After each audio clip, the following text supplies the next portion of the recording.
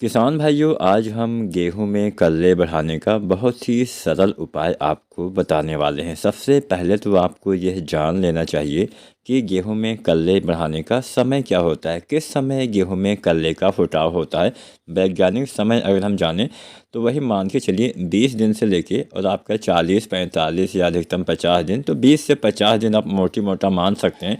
इसके बीच का जो समय होता है वो होता है कल्ले का फुटाव वाला समय।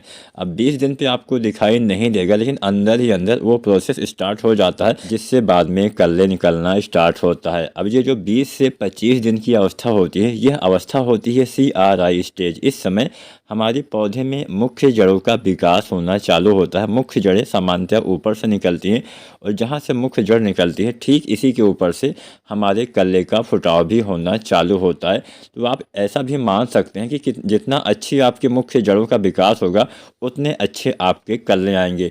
तो अगर आपने अभी तक पहले पानी के आसपास अगर आपने फास्फोरस वाले तत्व की पूर्ति नहीं की है, तो इस अवस्था में भी आप कुछ DAP डाल के पूर्ति कर सकते हैं, NPK वगैरह डाल के पूर्ति कर सकते हैं। लेकिन एक बात तो आपको पता ही होगी, जो DAP में जो या फिर किसी भी चीज़ में जितना भी फास्फोरस होता है, फास्फोरस ज़्यादा हिलता डुलता नहीं है।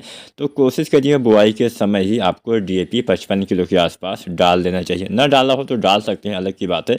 या फिर आप DAP का स्प्रे भी कर सकते हैं। 2 किलो DAP 1 किलो यूरिया आप स्प्रे भी कर सकते हैं। एक सिंचाई से पहले एक बार डाल लीजिए, एक बार सिंचाई के बाद डाल लीजिए। अगर आप इसका स्प्रे नहीं करना चाहते हैं तो आप NPK 1261 वगैरह भी डाल सकते हैं, जिससे पौधे में फास्फोरस वाले तत्व की पूर्ति हो जाएगी। तो यहाँ पे जैसा कि मैंने बताया, लगभग 20 से लेके 50 दिन के अंदर ही कल्ले का विकास होता है। तो पहले पानी के बाद यूरिया डालिए 40 से 45 किलो, साथ में सल्फर डालिए 90% वाला 3 से 4 किलो, साथ में जिंक डालिए 33% वाला 5 किलो के आसपास, 5 से 7 किलो, या फिर 21% वाला 8 से 10 किलो।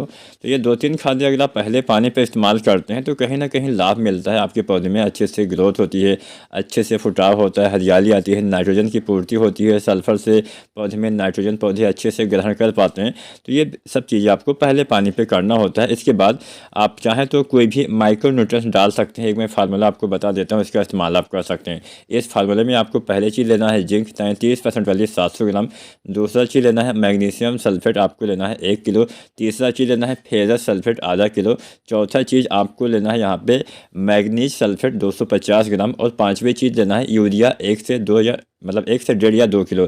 ये 5 चीज़ें आपको छिड़काव कर देना है, स्प्रे विधि से प्रयोग करना है। इसका इस्तेमाल अगर आप करते हैं गेहूं में, तो आपके गेहूं में पीलापन होगा, तो पीलापन दूर हो जाएगा। आपके पौधे को बहुत सारे माइक्रो न्यूट्रिएंट्स की पूर्ति होगी, जिससे फसल में अच्छी ग्रोथ, अच्छी बढ़वार, अच्छे कल्ले, अच्छा फुटाव होगा। इसका इस्तेमाल आप चाहें तो मान लीजिए अभी आपकी गेहूँ की फसल आप दूसरा पानी लगाने वाले हैं, तो इस अवस्था में भी आप डाल सकते हैं। लेकिन जैसा कि मैंने बताया, जब आपके कल्ले का विकास का शुरुआती समय होता है, उस समय डालेंगे तो ज़्यादा लाभ मिलेगा। दूसरे पानी पे डालेंगे कुछ लाभ मिलेगा, उतना ज़्यादा नहीं मिलेगा।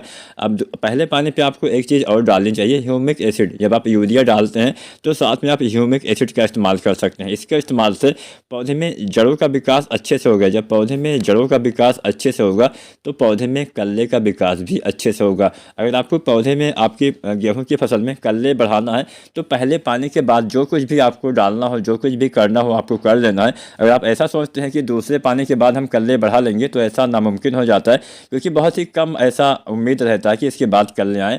औसतन 45 से 50 दिन तक जितने भी कल्ले आते हैं उनका विकास होना स्टार्ट हो जाता है। उसके बाद कल्ले बहुत ही कम, मैं ऐसा नहीं बोलूँगा कि नहीं ही निकलते हैं, लेकिन हाँ, उसकी संभावना 99% नहीं रहती है, 1% आ भी सकता है।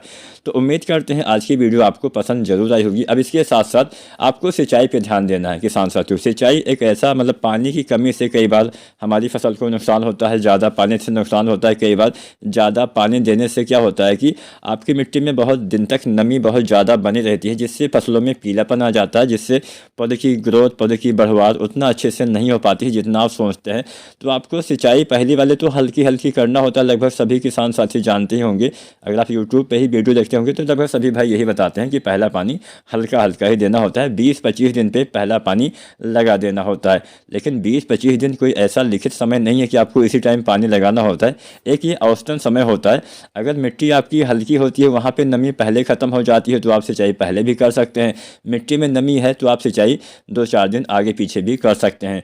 तो ये आपको पहला पानी लगाना, उसके बाद यूरिया जिंक सल्फर डालना है, साथ में आपको कुछ मैंने माइक्रो न्यूट्रिएंट्स बता दिए उसका इस्तेमाल करेंगे। साथ में अगर आप ह्यूमिक एसिड भी यूरिया के साथ डाल देंगे तो अच्छे से लाभ मिलेगा। ह्यूमिक एसिड से आपकी मिट्टी में कुछ तत्व जो अघुलनशील हो जाते हैं, उन तत्वों को आपके पौधे के लिए दोबारा से उपलब्ध करवाने का काम ह्यूमिक एसिड करता है। जड़ों के विकास में, प्रकाश संश्लेषण में बहुत मदद करता है, जिससे अब प्रकाश संश्लेषण भी काफ़ी ज़रूरी होता है, जिससे पौधे भोजन बनाते हैं। अगर ये सही से नहीं होता है तो भी फसल में अच्छी वृद्धि नहीं हो पाती है।